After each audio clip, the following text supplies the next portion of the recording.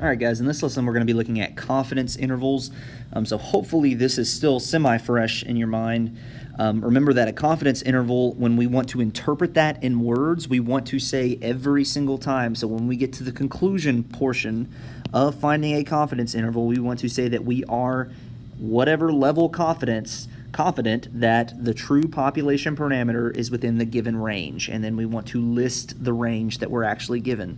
If we're asked to interpret a confidence level, what we say is if we repeated the same process many times, we would capture the true population parameter in however much percentage they give us in the problem of those intervals.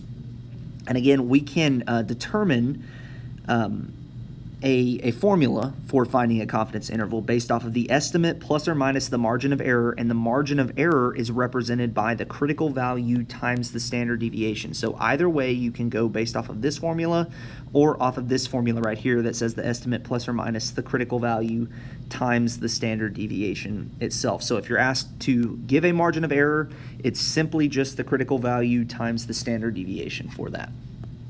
Okay. When we're looking at just intervals for proportions, there's a couple things that we want to assume. When we're just given one population proportion, we want to assume that the sample mean, or the sample proportion in this case, is going to be equal to the proportion that we're given in the problem. The standard deviation of that sample proportion is going to be given based off of the square root of the actual proportion times 1 minus the proportion, or the proportion for success times the proportion for failure, divided by the total number in the sample itself. If we're given two samples and two sample proportions, and we were asked to find the difference in proportions, then the mean difference in those two proportions is simply just proportion 1 minus proportion 2, and then the standard deviation, even though it says difference and we think subtract, we are going to do the opposite when it comes to standard deviation. So we're actually going to add in this case. So it would be the square root of proportion 1 times 1 minus proportion 1 divided by the total number in sample 1 plus proportion 2 times 1 minus proportion 2 divided by the total number in sample 2 in this case. So if we're given this example right here, if 64% of a simple random sample of 550 people leaving a shopping mall claim to have spent over $25, determine a 95 confidence interval estimate for the proportion of shopping mall customers who spend over $25. So again, we want to make sure that we follow the 4-step process. So the first step should be to state, and what we are going to do is we are going to state our parameter, basically, and our population. You can do this all in one line, or you can do it in two. It really doesn't matter, but your goal should be to say that the parameter is the proportion of all people in the shopping mall that claim to spend over $25. So that takes care of step 1. Step 2 should be to plan. And that is to check our tests here, basically. We need to check to make sure that it's random. We need to make sure to check that it's independent. And we need to make sure and check that it is normal, or that the sampling distribution is normal. So we are told that the sample is a simple random sample in our problem right here. And so we need to state that. It is reasonable to assume that 550 is less than 10% of all shoppers in the shopping mall. So we can say that to claim independence in this case. And then we can treat the distribution as normal since the large counts condition is met. And excuse me, I should have actually erased that, and this should stretch all the way down to here.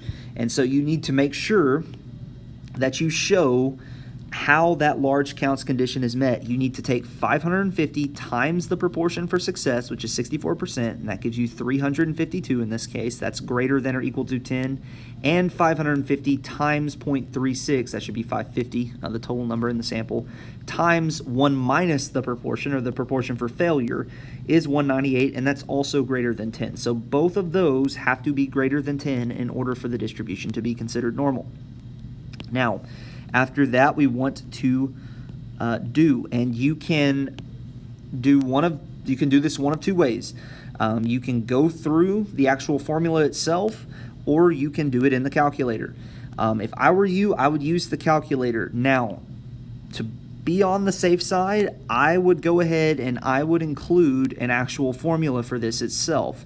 And they will give you a lot of the information when you actually put this into the calculator, but it's safe to say that including that formula is probably going to be fairly wise to do in this case, basically. So how we get to that formula itself is we go to stat, or not the formula, the function in the calculator that helps us find our interval. It's stat, and then because we are only working with one proportion, we're going to arrow over to tests, and we are going to select, I believe, yes, one proportion. You're selecting one. Sorry, that's not a good one. One proportion z interval in this case. So one prop z int. And then when we find one prop z int, what we want to do is they give us an x, they give us an n, and then they give us a c level, and then they give us calculate. So for our x value, we don't want to input the actual proportion itself. X is asking for the actual proportion of the total sample itself, basically. So what we need to do is, if you have not done this part yet, where you have found the actual proportion of people that it would take to succeed in this case, then you need to do this math in order to fill in this number for x. So what x should be 64% of 550 people, which is 352 people. So that should be for x. N is going to be the total number in the sample, so that's going to be 550, and then your C level is your confidence level, which is 99%. So you want to list 0.99 in this case.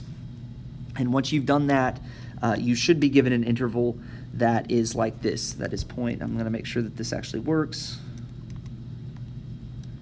Yes, perfect. Okay, so you should be given an interval that is 0.587 to 0.693 in this case. So that is what you need to list after you have written out what function you put in the calculator, or write out your formula in this case to actually complete the do portion of this problem. Now the last part that we need to do is we need to conclude again. Okay, so we need to state this in context or interpret it, and we must say that we are 99% confident that the true proportion of shoppers who claim to spend over $25 is between 0.587 and 0.693. Now, it's very, very important that you include a few portions of this. You need to make sure that you say the actual confidence level itself. We are 99% confident. You need to make sure that you include the actual confidence interval itself in the problem.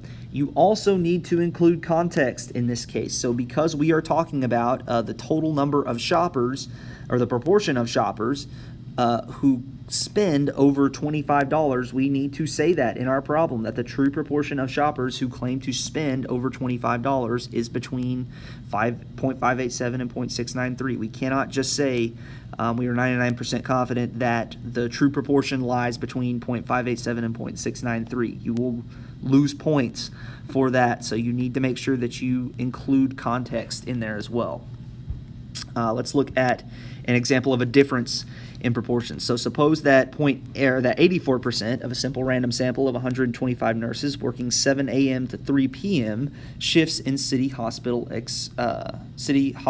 express positive job satisfaction, while only 72% of a simple random sample of 150 nurses on 11 p.m. to 7 a.m. shifts express similar fulfillment.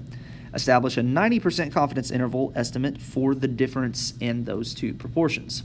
So, again, what we want to do, we want to state our parameters in this case. So we want to say that the parameter is the difference in proportion of all nurses who work in city hospitals who express job satisfaction on a day shift versus a night shift. We then need to plan. So we need to understand that we are told that both samples are simple random samples, so you have to make sure that they mention that both samples in this case are a simple random sample, or they say, two simple random samples of the same number, basically. You don't have to see simple random sample twice in the problem, but they need to say that both samples are random. We can assume that 125 and 150 is going to be less than 10% of the respective populations, and then we can say that the distributions will be approximately normal since the large counts condition is met for both populations.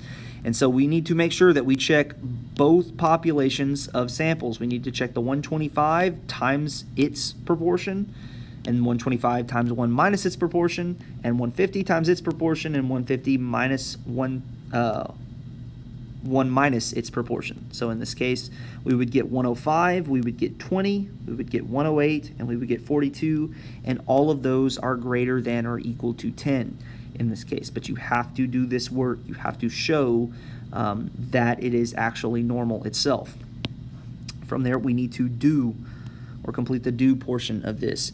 And so how we do that, we can do it either by listing this formula, again, which would be wise to try and include that, but if you do not include that, then you need to state what function in the calculator that you are actually using. And again, that's going to be under stat, tests, and then this one will be a 2 proportion z, yep.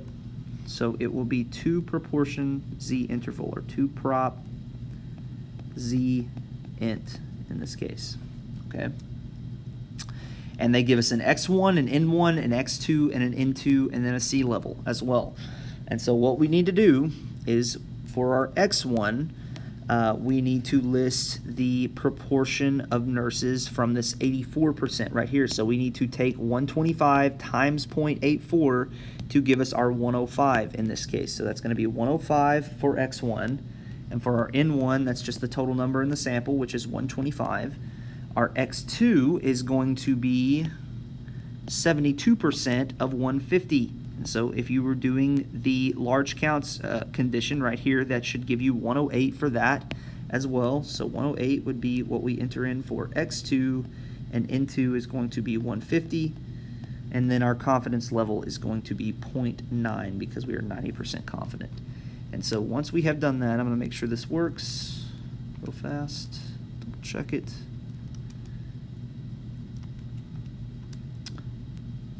Perfect. We should get an interval between 0.039 and 0.201 in this case.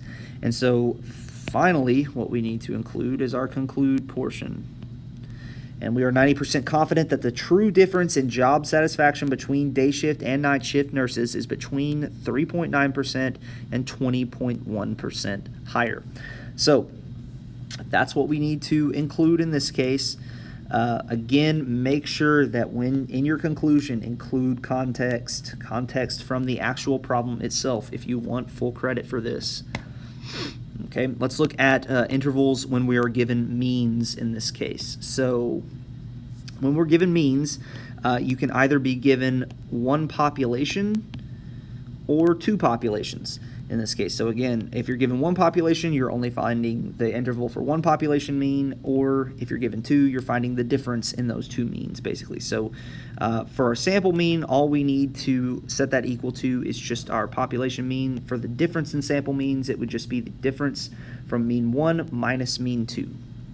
When we're looking at standard deviation, it's going to be the population standard deviation divided by the square root of the total number in the sample, and that's going to represent our sample standard deviation.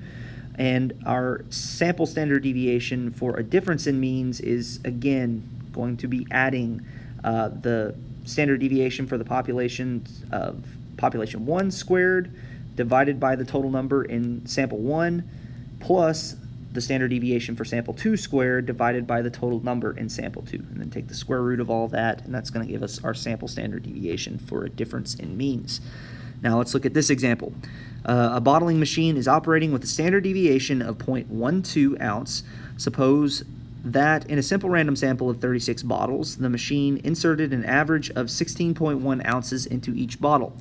We want to estimate the mean number of ounces in all bottles this machine fills, more specifically give an interval within which we are 95% certain that the mean lies.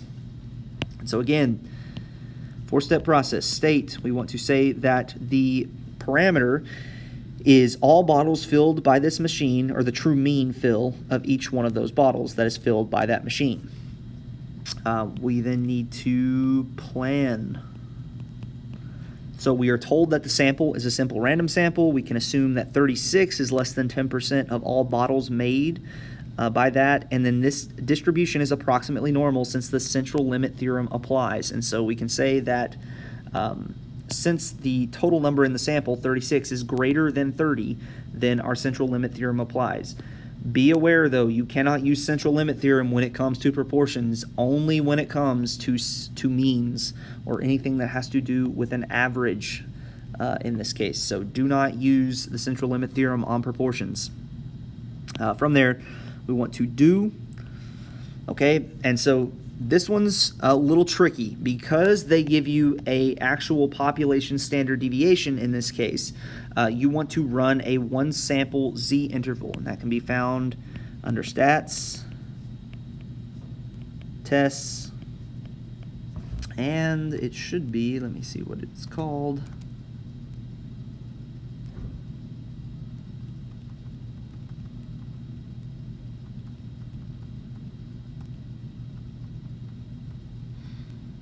Oh, just z interval. Yep, sorry. Yep, just z interval. That's why that was throwing me off. So it is just called a z interval. Now, if they do not give you the population standard deviation, then you will use t interval.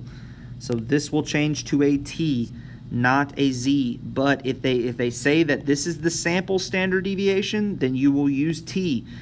If they just say that a bottling machine operating with a standard deviation of 0.12 ounces, that means that it is referring to the entire population standard deviation for this bottling machine. So we can use a z interval in this case. But once we click on that, we're given a little bit of data here. So for this problem, we would arrow over to stats, and we would enter in the standard deviation, which is going to be 0.12. Then for bar x, or our sample mean, we are going to enter in 16.1 because that represents our actual sample mean itself. Then n represents the total number in the sample, which is 36. And then our confidence level is our C level is 0.95 in this case. So 0.95 is 36. I want to make sure this works real quick. And it does.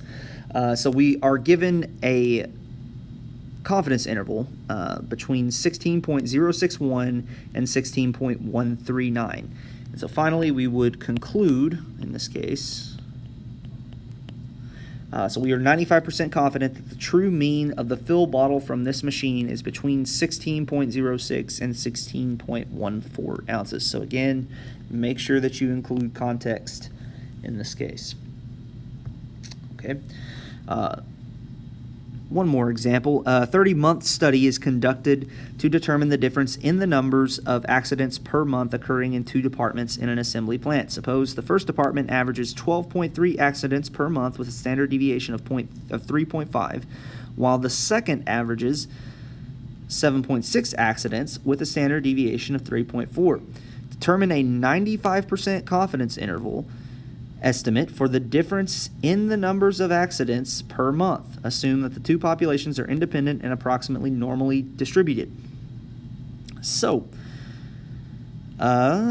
first, we want to make sure that we state. So, in this case, the parameter is the true mean difference in the per month accident rate of the two departments of all accidents occurring per month in these two departments. So, again, that can be done in 2 lines or 1 line, doesn't really matter. From there, we need to plan, and the planning is actually fairly easy this time. So we are told that the samples are random, so we will have to proceed with caution. Or we are not told that the samples are random, so we will have to proceed with caution. We are told to assume that the populations are independent, and we are told to assume that the distributions are approximately normal. That's told right here. So that is all you would need to say, is that we are told to assume that, or we are told to assume that the distributions are approximately normal. Third, we need to do.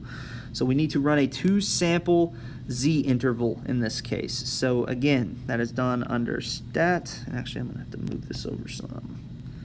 It's done under stat, tests, and we are looking for 2 samp z int in this case. So 2 sample z interval. Okay. And so from there, we're given quite a bit of information that we need to fill out. The first two are the actual standard deviations themselves. So we need to take the first standard deviation, which is 3.5 in this case. The second standard deviation is going to be 3.4. The first mean from that sample itself is going to be 12.3. Okay, because we are looking at a sample size, both samples are equal to each other. Because we're looking at a sample size of 30 months here, that's going to represent our two samples. So sample 1 is going to be 30. Our x2 represents our second mean, which is 7.6. And n2 is also going to be 30 as well. So 30 as well for that. Then our confidence level is still 0.95 in this case, so we would leave that as is. Hit calculate, and what we should get is something that is very similar to this. In all honesty, because we are working with two sample standard deviations, instead, let me make sure that I tell you this correctly. I would use a 2 sample t interval instead of a z interval. So that's really the only difference that you're going to get. You're still going to get something very close regardless of whether you choose a z interval or a t interval. But because we pretty much we're assuming that 3.5 and 3.4 are the sample standard deviations and not representative of the population standard deviations, that's probably what we should have used in this case, because our method was a little off here. 12.3, let me make sure of this one more time. 3.5, 4.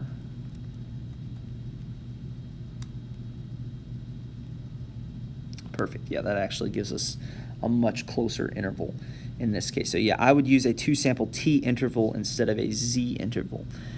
And for the most part, when we're looking at means, that's probably what we want to go with, our t intervals instead of z intervals, because remember, t is used to find our critical value when we are not when we're not given the population standard deviation in this case, and that's used only in means.